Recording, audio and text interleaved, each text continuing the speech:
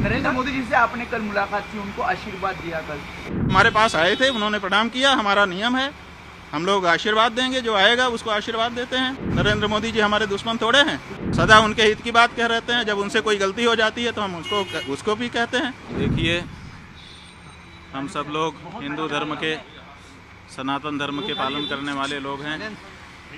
हमारे यहाँ पुण्य पाप की भावना बताई गई है। सबसे बड़े पाप गौ घात आदि बताए गए हैं, लेकिन उससे भी बड़ा घात विश्वासघात बताया गया है।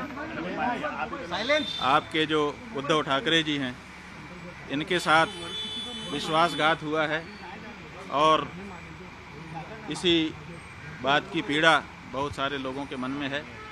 तो आज हम यहाँ पर उनके अनुरोध पर आए, उन्होंने स्वागत किया। हमने उनसे ये कहा है कि हम सब के मन में इस बात की पीड़ा है कि आपके साथ विश्वासघात हुआ। जब तक पुनः महाराष्ट्र के मुख्यमंत्री की कुर्सी पर आप विराजमान नहीं हो जाते, तब तक हम लोगों के मन का ये जो दर्द है, ये पीड़ा है, ये दूर नहीं हो सकती है। तो उन्होंने कहा है कि जैसा आप लोगों का आशीर्वाद होगा हम करेंगे।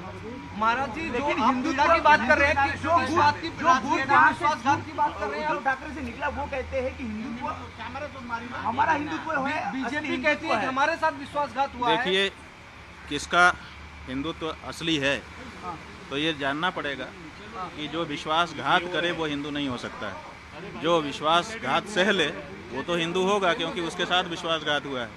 तो जिन लोगों ने विश्वासघात किया वो कैसे हिंदू हो सकते हैं? नहीं, बीजेपी का कहना है कि पहले उद्धव ठाकरे ने बाकी लोगों के साथ मिलकर उनके साथ विश्वासघात किया और यही वजह है कि बाद में उत्तराधिकारी आपको बोलते हैं हम हैं, उनके विचारों के उत्तराधिकारी है। उद्धव जी बोलते हैं हम हैं विचारों के उत्तराधिकारी। भाई, हम कह रहे हैं कि उद्धव ठाकरे जी के साथ विश्वासघात हुआ है। अब इसी में आप समझ लीजिए सब बात। ये बीजेपी ने, इसलिए पूरे महाराष्ट्र की जनता इस बात से पीड़ित है। सबके मन में इस बात का दर्द है। चुनाव में इस बात का पता भी चल चुका है। अब तो ये बात प्रमाणित हो चुकी है कि महाराष्ट्र की जनता इस बात को मानती है कि उद्धव ठाकरे जी के साथ विश्वासघात हुआ है, और ये ठीक नहीं है। ये जनता का भी अनादर है। जनता जिसके लिए बहुमत देती है उसको उसके समय तक के लिए बनाए रखना चाहिए।